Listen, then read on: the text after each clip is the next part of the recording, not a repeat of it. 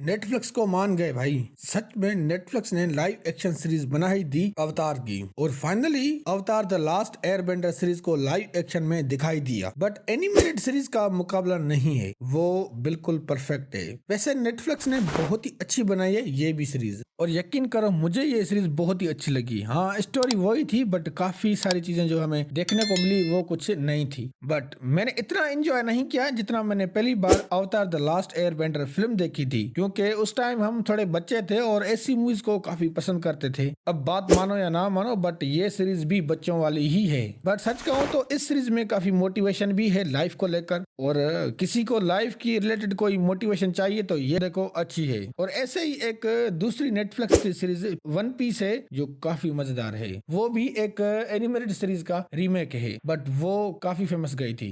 तो सीरीज की कहानी थोड़ी शॉर्ट में जान लेते हैं। तो इस सीरीज में 8 एपिसोड हैं, ज्यादा डिटेल में बात नहीं करेंगे, जस्ट मेन चीजें ही हैं वो बस डिस्कस करेंगे। तो भाई 4 किंगडम्स होते हैं, या फिर ये कहूँ कि 4 किस्म के कबीले होते हैं, और उन चारों के पास डिफरेंट पावर्स होती हैं। जैसे कि पहले हैं एयरबेंडर्स, जिनके पास हवा की पावर्स होती है, जैसे कि वो हवा में उड़ सकते हैं और हवा को किसी भी तरीके से यूज करके किसी के against as a weapon use कर सकते हैं। सेकंड है वाटर बेंडर्स। अब इनके पास पानी को मैनिपुलेट करने की पावर्स होती है, मींस के वो पानी से वेपन बना सकते हैं और बड़े बड़े पहाड़ भी बना सकते हैं। थर्ड नंबर पर है अर्थ बेंडर्स, और इन लोगों के पास मिट्टी को मैनिपुलेट करने की पावर्स होती है, और वो मिट्टी से कुछ भी चीजें बना भी सकते हैं और मिट्टी को मैनिपुलेट करके वेपन भी यूज कर सकते हैं वाटर बेंडर्स की तरह। फोर्थ नंबर पर है फायर बेंडर्स। ये फायर बेंडर्स वाले सबसे ज्यादा पावरफुल होते हैं, क्योंकि ये आग को जनरेट कर सकते हैं और उसको कंट्रोल करके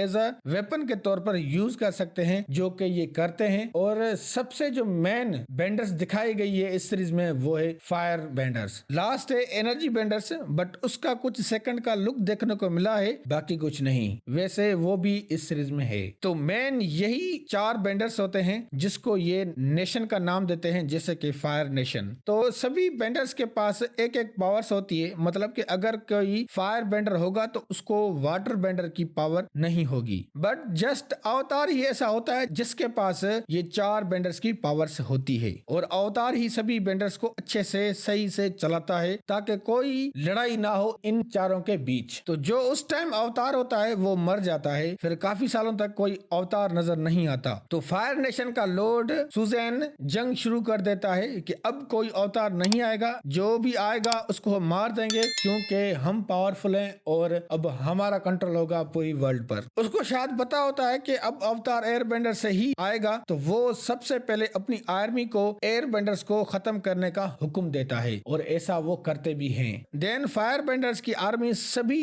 एयरबेंडर्स को खत्म कर देती है, बट एंग नाम का लड़का होता है जो एक एयरबेंडर होता है, तो वो बच जाता है। बट जब उसको पावर्स मिलती है तो वो एक बर्फ के पहाड़ में जम जाता है। तो 100 साल गुजर जाते हैं और एंग जाग जाता है, और फिर उसे पता चलता है कि वो एक अवतार है और उसको अब दुनिया बचानी है, पर उसे पता नहीं होता कि कैसे। और उसको दूसरी बेंडर्स की पावर को कंट्रोल करना भी नहीं आता, क्योंकि उसने वो सीखी ही नहीं थी। वो ये खुद रियलाइज करता है कि उसके पास इतनी पावर्स नहीं है कि वो फायर नेशन को रोक सके, क्योंकि वो हर जगह तबाही मचा रहे होते हैं। एंग को कोई सिखाने वाला भी नहीं होता, तो वो खुद से ही सब कुछ सीखता है। देन वो सभी अवतार से मिलता है और उनसे हेल्प लेता है, बट फिर भी वो एक फुल अवतार नहीं बन पाता। In the end fire nation के कमांडर जाऊ की आर्मी को ये हरा देता है। तो मेन स्टोरी यही है इस सीरीज में, मतलब कि एंग जो लास्ट अवतार होता है और एक लास्ट एयरबेंडर्स होता है, तो उसकी स्टोरी यही है। और भी कैरेक्टर हैं, उनकी भी स्टोरी है, जैसे कि कटारा और सोका। ये दोनों भाई बहन होते हैं और ये वाटर बेंडर्स होते हैं, पर सिर्फ कटारा को ही वाटर बेंडर की पावर होती है,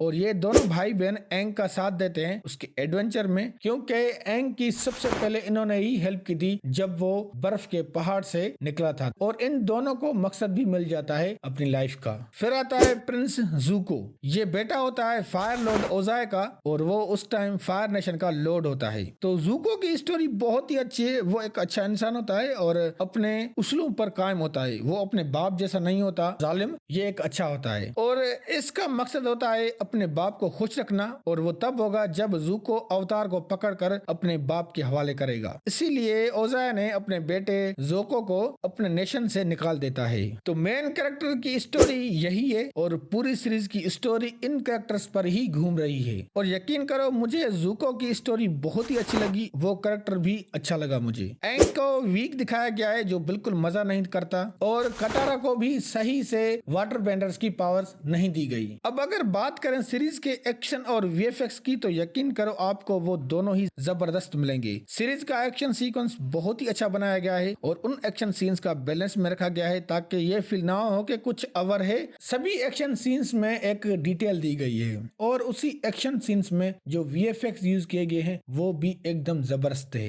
लास्ट की जो बैटल दिखाई गई है इस सीरीज में वो कमाल की है। मैंने उसमें कुछ ज्यादा एक्सपेक्टेशन रखी थी बट वो उस एक्सपेक्टेशन पर नहीं उतरी, बट फिर भी वो फाइट अच्छी थी। तो क्या ये सीरीज देखने लायक है? तो हाँ भाई, ये सीरीज परफेक्ट तो नहीं है बट यकीन करो देखने लायक है और ये सीरीज बिल्कुल आपको मजा देगी। अगर किसी ने एनिमेटेड सीरीज नहीं देखी उसको तो ये सीरीज बहुत ही मजा देगी। वैसे मैं इस सीरीज को 10 में से 7 रेटिंग दूंगा। वैसे आप कितनी रेटिंग देंगे कमेंट्स करें, और अगर वीडियो अच्छी लगी तो लाइक करें, और अगर चैनल पर नए हो तो चैनल को जरूर सब्सक्राइब करें।